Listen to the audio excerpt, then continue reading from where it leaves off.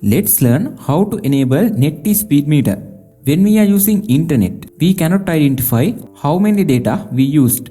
Samsung Galaxy A03s mobile haven't default net speed monitor, so we want to download third-party applications for this. Let's learn how to enable this net speed monitor. Go to mobile Play Store. After search here net speed monitor. You can see this internet speed meter lite version. Click on it. This is very good application. I am using in long time. You can install this application.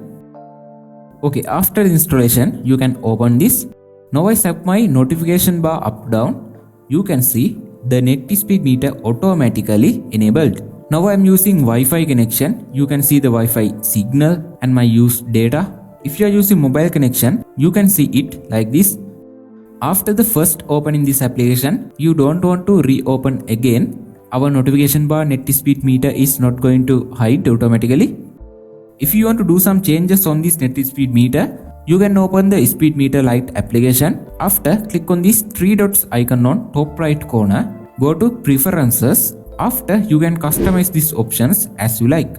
If you want to reset this Wi-Fi or mobile speed meter data, click on this three dots icon and click on reset status button.